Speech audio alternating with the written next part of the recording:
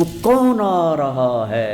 ہم نے کہا جاء رمضان، رمضان آ رہا ہے، لیکن میرے اللہ نے کہا الصوم لی، روزہ میرے لیے ہے، وَأَنَا أَجْزِي بِهِ، میں اس کا اجر خاص طور پر الگ سے دوں گا۔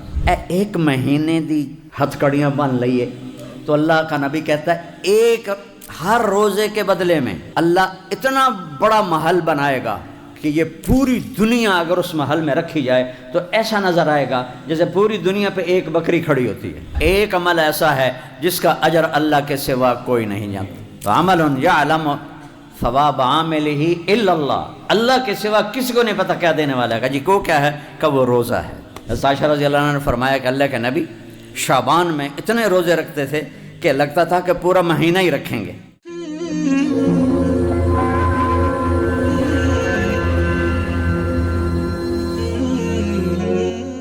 روزہ یہ بھی اس امت کو نہیں ملا، شروع سے آ رہا ہے، اور میرے نبی نے کیا خوبصورت انداز میں رمضان کا تعارف کرایا۔ اب ممبر پہ کھڑے ہوئے کہا ماذا یستقبلکم وماذا تستقبلون، وہ کون آ رہا ہے؟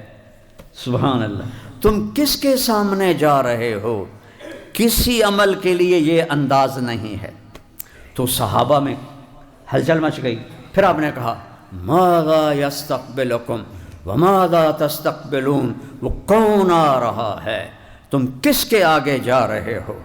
پھر تیسری دفعہ ماذا یستقبلکم وماذا تستقبلون، کسی عمل کے لیے یہ طریقہ اختیار نہیں کیا میرے نبی نے، کون آ رہا ہے، کس کے سامنے جا رہے ہو؟ تو جب 3 دفعہ آپ نے کہا تو حضرت عمر کھڑے ہو گئے۔ وحی نزل، یا رسول اللہ کوئی وحی آئی ہے؟ کہا لا، نہیں۔ تو پھر انہوں نے کہا اعدو حضر، کیا کوئی دشمن آ گیا ہے؟ آپ نے کہا لا، نہیں۔ کہا تو پھر کیا ہوا ہے؟ آپ نے کہا جاء رمضان، رمضان آ رہا ہے۔ اللہ تعالیٰ اہل ایمان کی اس میں بخشش فرما دیتا ہے، رمضان آ رہا ہے۔ تو چند دنوں کے بعد رمضان آ رہا ہے، جس کو اللہ کے نبی نے ایسا پریزنٹیشن ایسی ہے، نہ نماز کے لیے ہے، نہ زکوٰۃ کے لیے ہے، نہ حج کے لیے ہے، نہ ذکر کے لیے، نہ تلاوت، کسی عمل کے لیے یہ پریزنٹیشن نہیں ہے جو میرے نبی نے روزے کے لیے دی ہے۔ ماں وہ کون آ رہا ہے؟ سبحان اللہ۔ اور تم کس کے سامنے جائے؟ جیسے روزے کو نا ایک وجود عطا فرما دیا کہ یہ ایک ایسا عمل ہے کہ اللہ تعالیٰ نے فرمایا کہ الصوم لی، نماز بھی تو اللہ کے لیے، یہ جمعہ میں پڑھ رہا ہوں تم سن رہے ہو اللہ کے لیے، لیکن میرے اللہ نے کہا الصوم لی، روزہ میرے لیے ہے، وَأَنَا أَجْزِي بِهِ، میں اس کا اجر خاص طور پر الگ سے دوں گا۔ یہ الصوم لی کیوں کہا ہے؟ اب میں ممبر تے بیٹھا تسی سارے ویکھ رہے ہو، اے سارا تسی مجمع ایک دوسرے نو ویکھ رہے ہو، روزہ تو ایسا اندر کی چیز ہے، بیوی کو بھی نہیں پتہ چل سکتا کہ میرا روزہ ہے یا نہیں ہے، اتنا چھپا ہوا عمل ہے۔ تو اللہ اس پہ خوش ہوتا ہے کہ کسی کو بھی پتہ نہیں، اور یہ اندر کمرے میں بیٹھا ہوا نہ کھا رہا ہے نہ پی رہا ہے، اور پیاس بھی لگ رہی ہے، بھوک، اب تو ٹھنڈا ہو گیا رمضان، پیاس بھی لگ رہی ہے، بھوک بھی لگ رہی ہے، تو یہ پھر کیوں نہیں کھا رہا، کیوں نہیں پی رہا؟ تو کہتا ہے ہاں یہ میرے لیے۔ اور اس لفظ کا ایک روایت جو ہے معنی اجزا بھی، روزہ سارے اعمال کی جنت، اور روزے کے بدلے میں تمہیں اللہ ملے گا۔ کون ملے گا؟ اللہ ملے گا۔ ہارون رشید کی باندھی تھی، اس کا نام تھا خالصہ، ذرا سانولی تھی، تو وہ اسے بڑا پیار کرتا تھا، باقی سارے حیران ہوتے تھے، کالی جی نال عشق پائی پھردا، 3000 باندیاں تے وچوں وہ خالصہ تے قربان۔ تو ایک دن وہ کھڑی تھی دربار میں، تو ہارون نے کہا جو جس چیز پہ ہاتھ رکھے گا اس کی، تو سارے دوڑے مختلف چیزوں کی طرف، تو خالصہ کھڑی رہی۔ تو ہارون نے کہا تو کیوں کھڑی ہے؟ کہا پہلے میں گارنٹی چاہتی ہوں کہ جس پہ ہاتھ رکھوں گی میری ہوگی۔ کہاں تیری ہوگی؟ تو اس نے آگے ہارون کے کندھے پہ ہاتھ رکھ دیا، یہ تو سارے پاگل ہیں، تو مل گیا تو سب کچھ مل گیا۔ تو نے کہا دیکھا میں اس لیے سے عشق کرتا ہوں، تو اللہ مل جائے تو اور کیا ملا۔ ایک حدیث یاد آ گئی، یا ابن آدم اطلبنی تجدنی، او میرا بندہ تو دنیا کی طلب میں جاتا ہے نا، کبھی دوں گا کبھی نہیں دوں گا، لیکن اگر میری طلب میں آئے گا، میں وعدہ کرتا ہوں میں تجھ سے مل جاؤں گا، تجدنی، میں مل جاؤں گا، فإن وجدتنی، اگر تو نے مجھے پایا، وجدت کل شیء، تو نے سب کچھ پا لیا، وإن فتنی فاتک کل شیء، اگر تو نے مجھے کھو دیا تو نے سب کچھ کھو دیا، انا خیر لک من کل شیء، اور کوئی مجھ سے بھی اعلیٰ اور بہتر اور پیارا ہے؟ کوئی مجھ سے بھی اعلیٰ ہے؟ جنت کی سب سے بڑی نعمتیں کھانا پینا، حوریں محل، یہ نہیں ہیں. جنت کی سب سے بڑی نعمت اللہ کا دیدار ہے. جب اللہ ساری نعمتیں دے دے گا، پوچھے گا میرے وعدے پورے ہو گئے؟ کہیں گے جی یا اللہ پورے ہو گئے.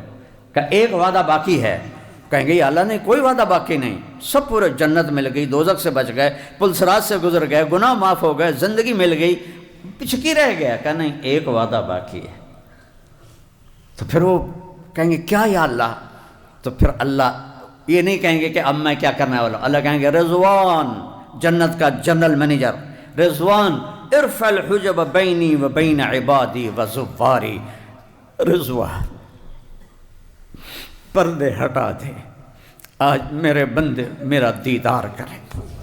آئے ہائے، آج میرے بندے میرا، وَإِنَّهُمْ يَوْمَئِذٍ عن ربهم وَإِنَّهُمْ عن ربهم يَوْمَئِذٍ لَمَحْجُوبُونَ ثُمَّ إِنَّهُمْ لَصَالُو الْجَحِيمِ. اللہ نے دوزخ کے عذاب کو بعد میں بتایا ہے، اور اپنے دیدار سے محرومی کو پہلے بتایا ہے کہ دوزخ والوں کا بھی بڑا عذاب آگ نہیں ہے، دوزخ والوں کا بڑا عذاب ہے کہ میرے دیدار سے محروم ہو جائیں گے.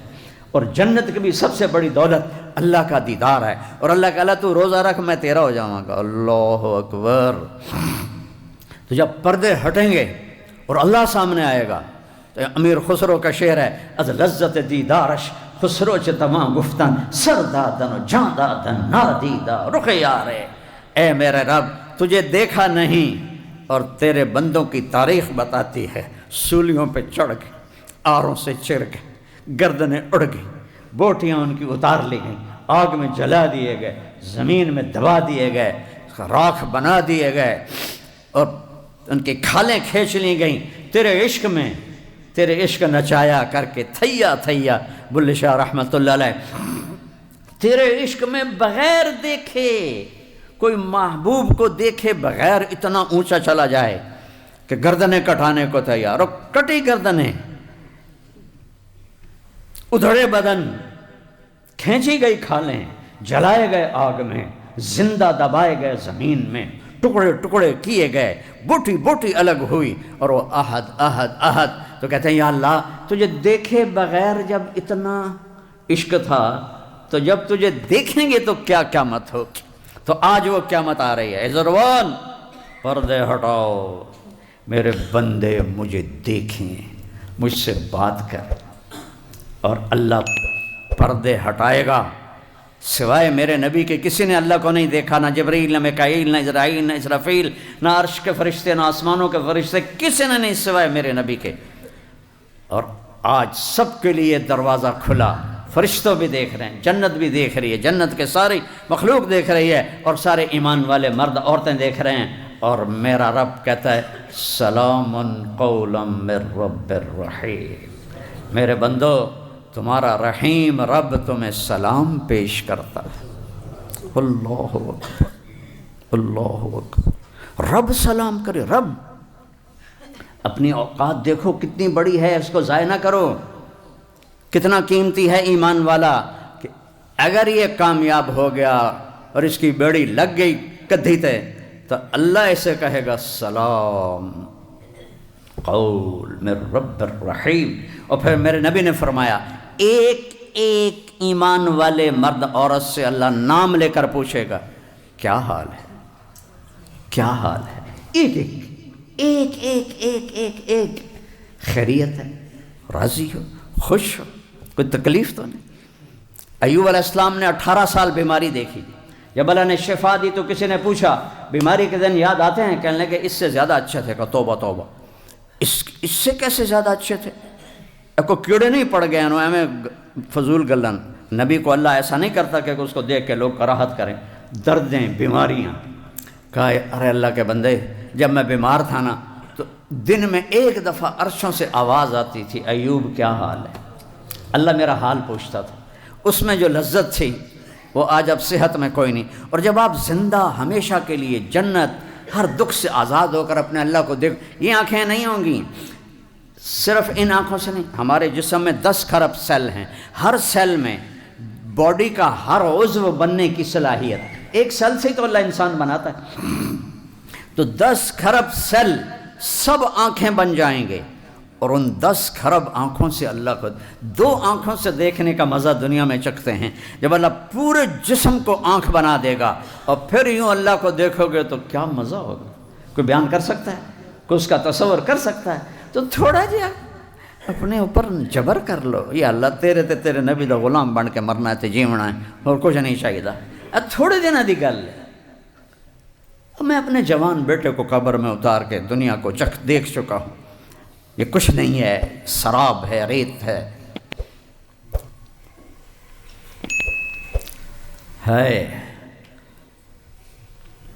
اللہ کو دیکھیں گے، پھر اللہ جب بات کرے گا تو صرف کان نہیں سنیں گے، پوری باڈی کے سیل کے اندر سننے کی طاقت ڈال دے گا.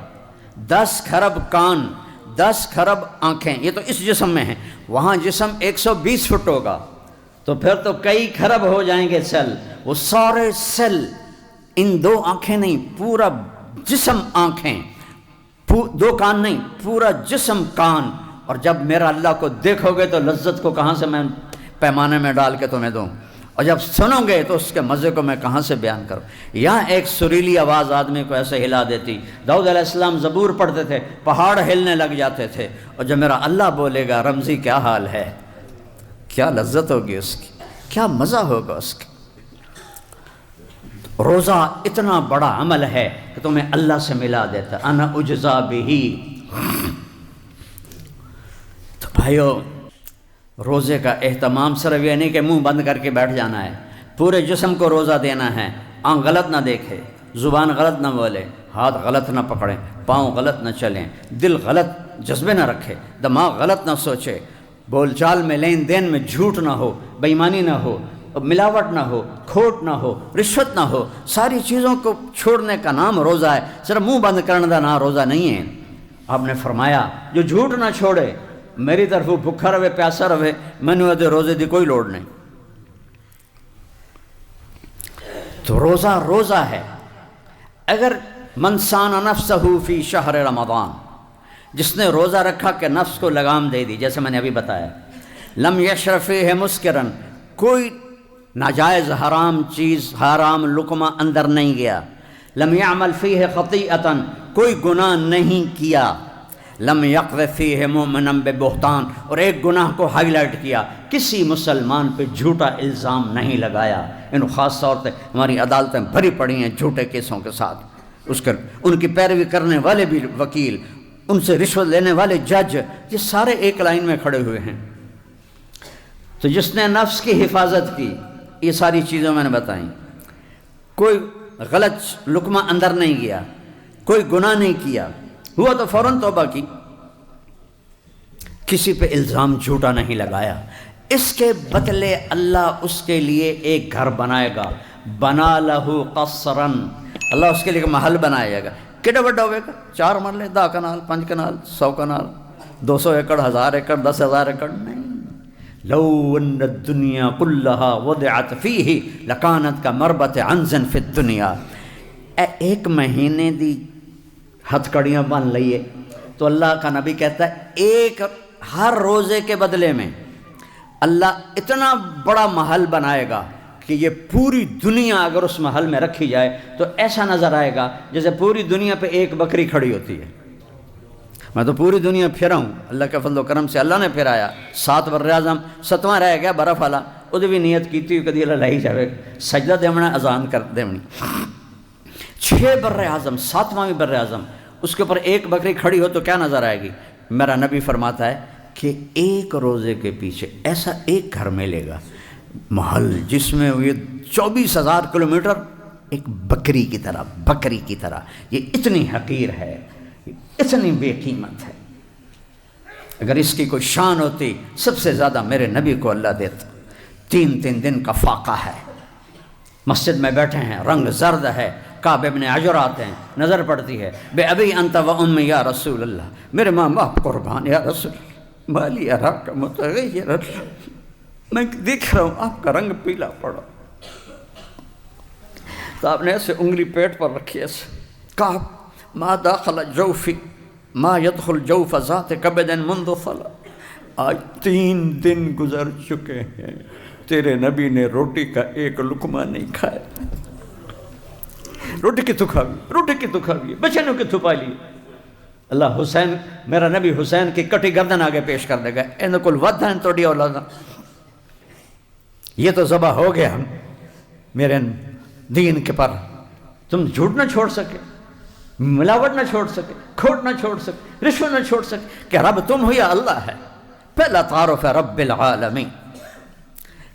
کعب 3 دن ہو گئے ایک لقمہ اندر نہیں کی،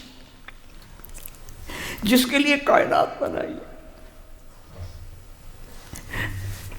اس کو عرشوں تک پہنچا کر اپنا دیدار کرایا۔ عزت کے پیمانے یہ نہیں ہیں کہ تمہارے اشتہار لگ جائیں، عزت کے پیمانے یہ ہیں کہ تم سے اللہ اس کا رسول راضی ہو جائے، تم جاؤ تو تمہارا استقبال ہو۔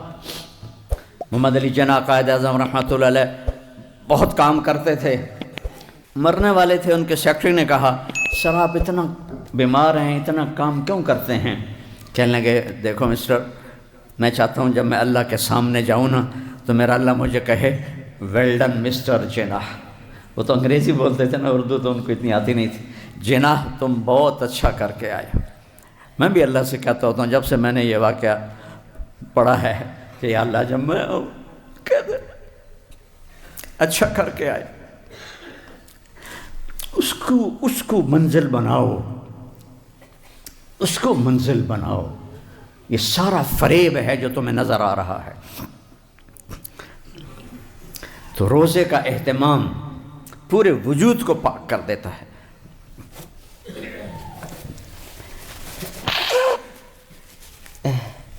اور ایک حدیث میں آپ نے فرمایا،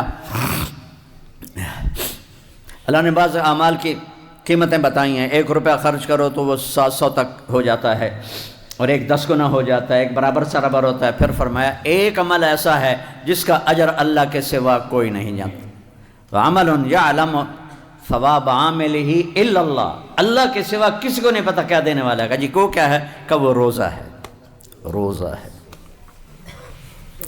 روزے کو روزے کے سارے آداب کے ساتھ، رات کے قیام کے ساتھ، تراویح کا لفظ نیا ہے، یہ پہلی صدی دوسری صدی کا لفظ نہیں ہے۔